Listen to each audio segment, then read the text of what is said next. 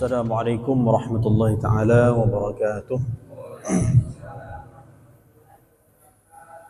Hamdan wa syukran lillah, salatan wa salaman ala sayyidina wa habibina wa syafi'ina Muhammadin sallallahu alaihi wasallam wa ala alihi wa sahbihi ajma'in, amma ba'da.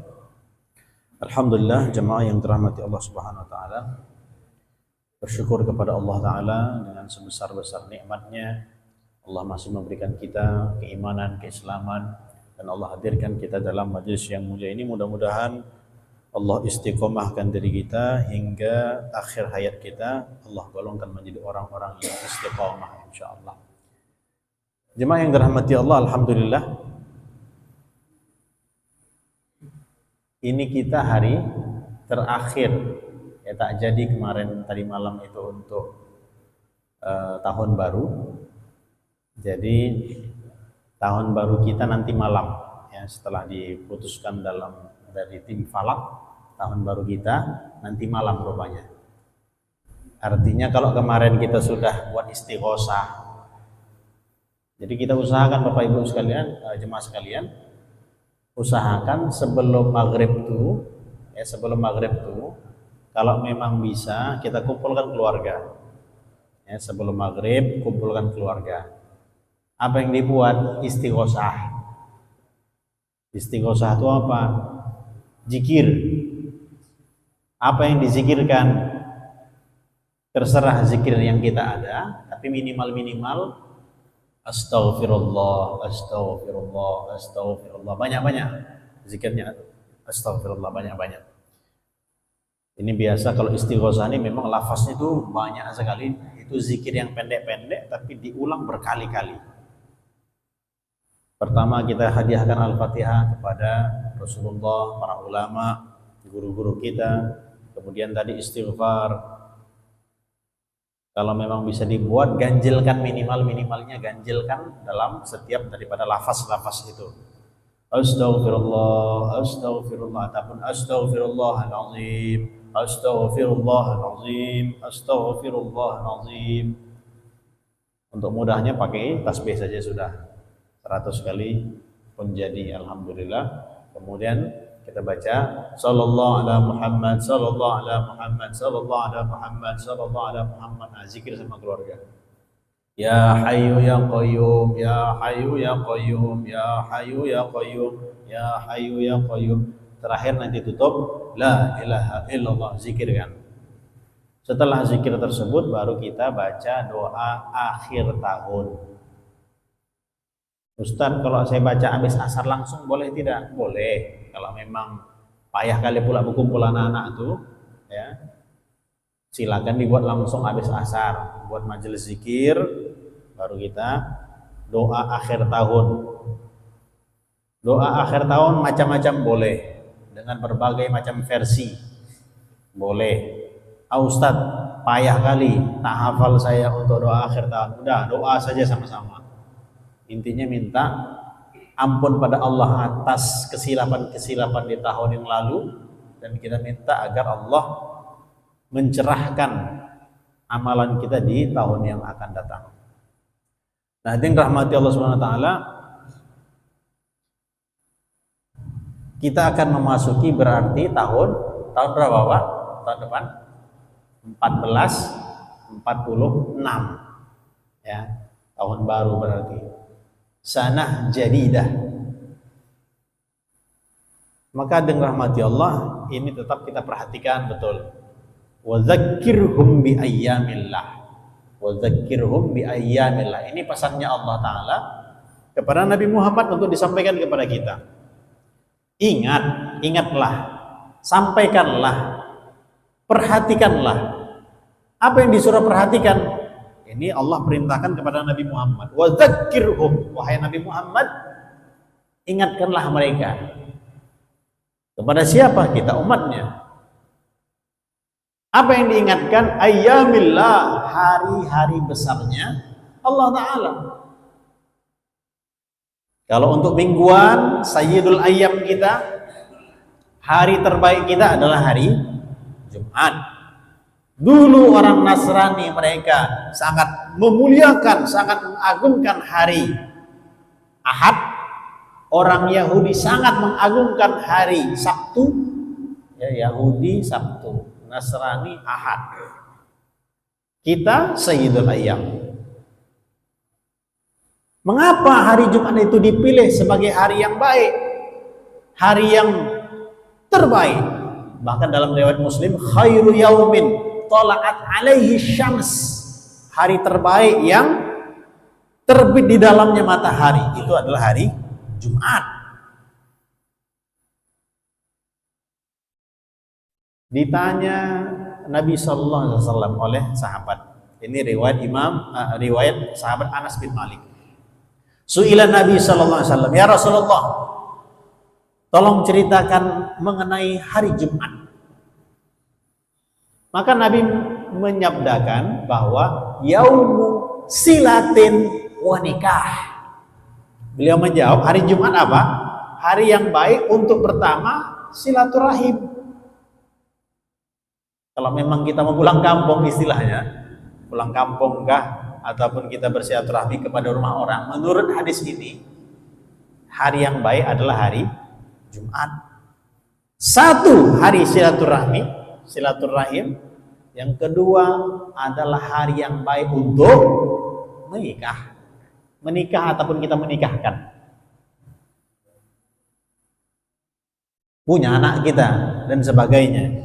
Keluarga kita mau nikah yang paling baik hari Jumat. Tempatnya di mana, Pak? Masjid.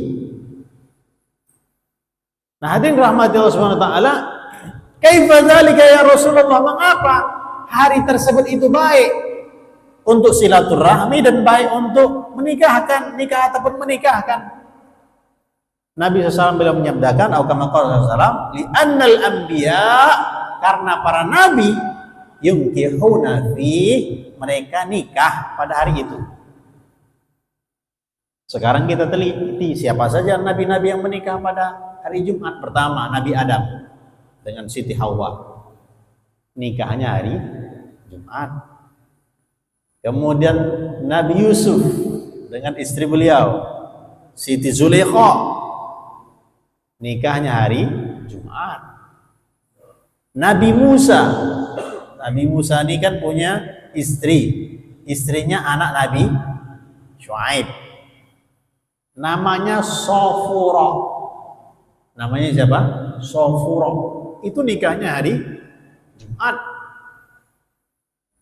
Begitu juga dengan Nabi Muhammad SAW, nikah dengan Siti Khadijah Al-Kubra, itu nikah pada hari Jumat. Termasuk pernikahan beliau dengan Sayyidah Aisyah sebagai ummul mukminin yang paling banyak meriwayatkan hadis Nabi SAW, itu adalah nikahnya hari Jumat.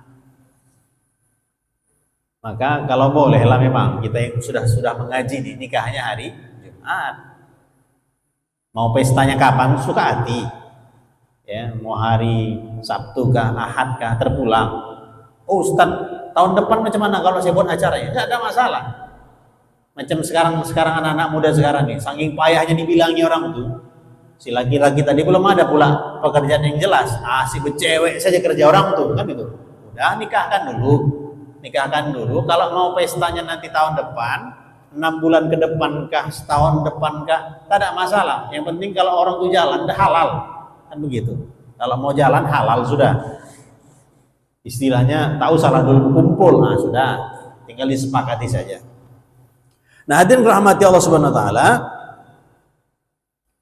Nabi SAW beliau menyabdakan untuk hari Jumat ini miris kita saat ini.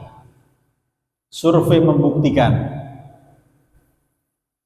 negara kita ini sudahlah menengah ke bawah diserang dengan berbagai macam serangan-serangan yang dahsyat.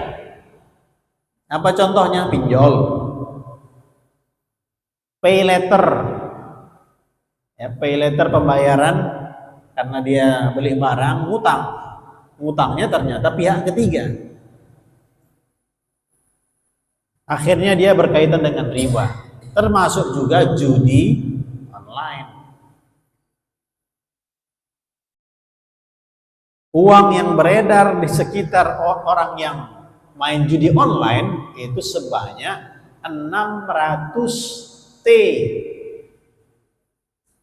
Sedikit apa banyak tuh Pak? 600 T.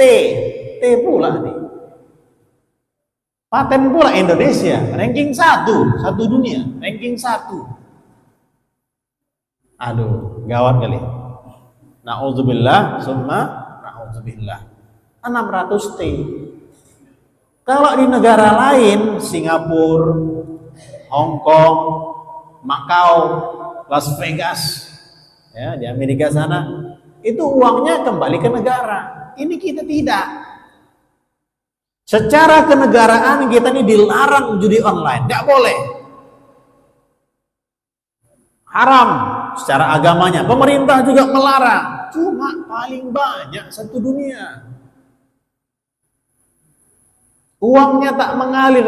Kalaupun di waktu zaman Ali Sadikin dulu di Jakarta kan ada diregulasikan, disahkannya boleh judi untuk disahkan pemerintah. Zaman dulu uangnya masuk ke Jakarta, tetapi saat ini hadirin rahmati Allah, ini tak ada. Uangnya lari kemana? Lari ke Kamboja dengan Filipina.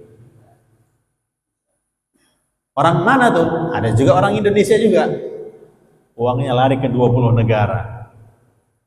Hadirin rahmati Allah SWT, na'udzubillah summa na'udzubillah. Yang mencengangkan kita 80.000 anak usia di bawah 10 tahun. 80.000 orang anak-anak di bawah 10 tahun. Itulah mereka berperan sebagai penjudi-penjudi tadi. Na'udzubillah summa na'udzubillah. Semoga tak terjadi pada diri kita dan keluarga kita insyaallah. Berarti kan ngeri kali ini. Berarti kan bukan akut ini. Bukan, udah istilahnya kritis sudah. Udah mau mati macam ini. Maka dengan rahmati Allah, tak ada yang mampu kita buat. Kita pun tak duduk dalam pemerintahan, kita pun mungkin tak memiliki kekuasaan dan sebagainya. Minimal kita jaga keluarga kita. Maka siapa yang membaca surat Al-Kahfi, usima minad dajjal, dia akan dijaga daripada fitnah Dajjal. Pay later, karena orang selalu dibumbui dengan kemewahan-kemewahan tiap hari. Nengok mobil yang mewah setiap hari ditontonkan ke anak-anak kita, dari mobil-mobilan jadi mobil asli dengan barang-barang yang branded dan sebagainya. Akhirnya timbul keinginannya ingin cepat dalam mendapatkan sesuatu instan. Akhirnya ketika dewasa dia mau membeli barang dengan cepat, karena tak mampu akhirnya ngutang dengan bayar pay later. Nah, pay later ini pihak ketiga, riba. Kena riba, bahaya. Begitu saja lingkaran yang dihadapi oleh masyarakat kita. Na'udzubillah summa na'udzubillah. Maka kita usahakan baik diri kita maupun keluarga kita jangan beli barang kecuali memang kita telah mampu membelinya. Tidak dianjurkan untuk berhutang, ya. Ustadz macam mana? Sedangkan saya juga perlu terhadap motor, kereta, mobil. Silakan kalau memang perputaran kita memang bisa kita perkirakan. Tetapi kalau untuk konsumtif, ya tadi kan untuk kerja, untuk kebutuhan hidup kita, silakan. Ya, tinggal kita akadnya diperbaiki. Namun kalau hanya untuk konsumtif saja, hanya untuk membeli barang baru, membeli barang ini dan itu, padahal dia tidak mampu, ini yang menjadi penyakit. Nah, hadirin rahmati Allah Subhanahu wa taala, minimal ada majelis di rumah kita malam Jumat ataupun hari Jumat. Kalaupun tak malam Jumat, hari Jumatnya, pagi kah habis subuh, entah jam 8 jam 9 kah, baca sama-sama surat Al-Kahfi. Tidaklah bertambah zaman, mazada zaman illa syiddah. Ya, yang kita hadapi ini sekarang, ini kan kita udah melewati nih. Zaman dulu tak ada HP, udah ada HP yang Nokia dulu, yang senter, terus sampai sekarang Android dan sebagainya. Dan anak-anak kita, cucu-cucu kita khususnya, itu mereka udah zaman yang digital. Sangat payah untuk lepas daripada digital. Dan hidup mereka akan tambah payah. Mazada zaman illa syiddah. Tidak akan bertambah zaman itu kecuali tambah parah. Maka cukuplah kita berhati-hati. Ya, berhati-hati kita. Tak ada yang mampu kita titipkan kepada anak kita selain pendidikan yang terbaik. Pendidikan Islam, keadaan keluarga di rumah, macam mana ayahnya, macam mana emaknya, bagaimana dia menghadapi masalah, itu semua ditiru oleh anak-anak kita. Maka dirahmati Allah, kita biasakan buat amal, ya, kita biasakan buat amal. Hari Jumat kita buat program, kita usahakan kita buat program untuk membaca surat Al-Kahfi. Ustaz panjang kali, lama lah nanti. Awak aja pun baca peletot-peletot macam mana, udah minimal 10 ayat pun jadi. Yang penting duduk sama-sama, 10 ayat pun jadi. Mau awal mau akhir, silakan. Kalau bisa, kalau boleh, afdol, satu surat tuh baca semua sama-sama. Kemudian program kita nanti sore itu habis asar boleh ataupun sebelum maghrib istighosah. Udah istighosah kita baca doa akhir tahun. Ya, kalau kemarin udah dibuat, ini buat lagi lah. Terus sebagaimana saran daripada amalan daripada Sayyid Muhammad Alawi Al-Makki, ya, kakek guru kami, supaya kita minum susu, ya, minum susu putih. Belilah susu tuh. Yang penting jangan susu yang Nestle. Tak usah cari susu putih, jangan yang Nestle. Silakanlah dicari. Mau judulnya apa silakan. Harapan kita agar Allah putihkan tahun depan insya Allah. Kemudian itu kan kita masuk, berarti nanti malam 1 Muharram. Berarti nanti 10 Muharramnya itu tanggal berapa Pak kira-kira 10 Muharramnya? Itu berarti hari tanggal, ini kan tanggal 7 ini, berarti tanggal 17 ya. Itu hari Rabu tanggal 17 Juli. Kita kan nanti sunnah untuk puasa. Puasanya berapa hari? Afdalnya 3 hari. Afdalnya 3 hari. Kapan itu? Berarti 16, 17, 18. Selasa, Rabu, Kamis. Ya, paling afdalnya puasanya 3 hari. Selasa, Rabu, Kamis, 16, 17, 18. Kalau tak mampu untuk 16, 17, 18 tadi, maka silakan ambil untuk hari Selasa dan Rabunya, 16 dan 17. Karena kalau orang Yahudi, mereka puasa pada 10 Muharram saja, Asyura saja. Kita 2 hari, minimal 2 hari. 16 dan 17, Selasa dan Rabu.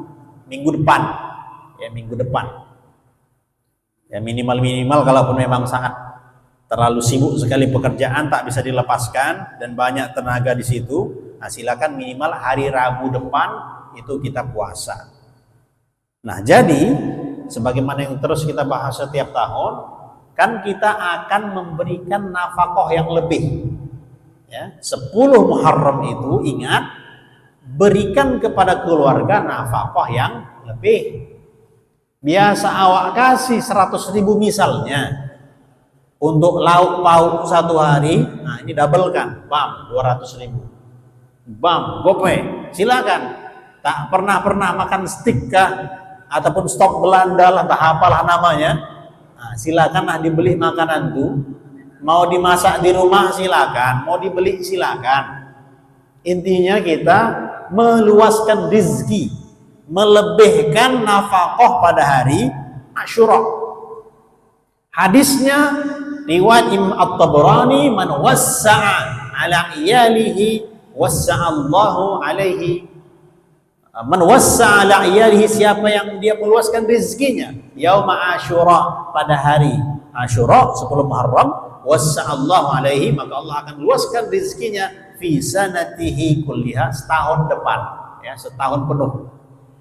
Allah Subhanahu wa taala akan insyaallah luaskan ataupun lapangkan rizkinya.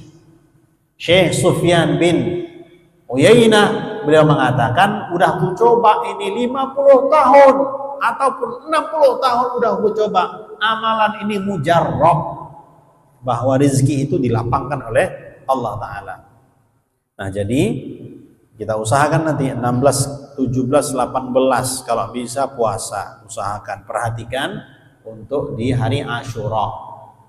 Juga kalau memang ada anak-anak yatim di sekitar kita, nah kita perhatikan, ya usahakan. Walaupun mungkin sebungkus 2 bungkus kah, antarkan ke anak yatim, salamkan tempel, kasihkan kepada, kalau memang ada walinya silakan berikan kepada walinya, ya untuk tambahan uang sekolah. Ataupun mau kita belikan langsung untuk buku-buku tulisnya, silakan dibelikan langsung, ataupun uang bulanannya, entah uang bulanan mengaji kah, entah ada les entah apalah, nah silakan untuk diberikan. Nah, hadirin rahmatullah taala, ini apa tujuannya daripada kita memperhatikan hari-hari Allah ini? Supaya Allah pun memperhatikan kita juga. Banyak orang yang tak diperhatikan Allah itu banyak, dibiarkan Allah saja. Nah, suka hati kau lah buat dosa, suka hati kau lah beginilah. Nah, suka hati. Kalau sudah kita dibiarkan Allah Ta'ala, apa yang mampu kita buat? Akhirnya kita tak diberikan hidayah oleh Allah, tercabut hidayah itu, pening kita, bergelimang dalam maksiat, na'udzubillah min dzalik, hidayah tercabut, mati su'ul khotimah. Itu kalau Allah tak suka tuh begitu. Tapi Allah pilih kita jadi ahli masjid, alhamdulillah, kita mengaji, alhamdulillah, dan kita berusaha untuk memperhatikan hari-harinya Allah Ta'ala tadi. Dengan kita memperhatikan hari-harinya Allah, mudah-mudahan Allah pun memperhatikan diri kita juga, insya Allah. Nah, hadirin rahmati Allah, kemudian setelah kita tadi baca doa akhir tahun, kemudian masuk pula maghrib, ya kita minum susu, baru kita baca doa awal tahun pula.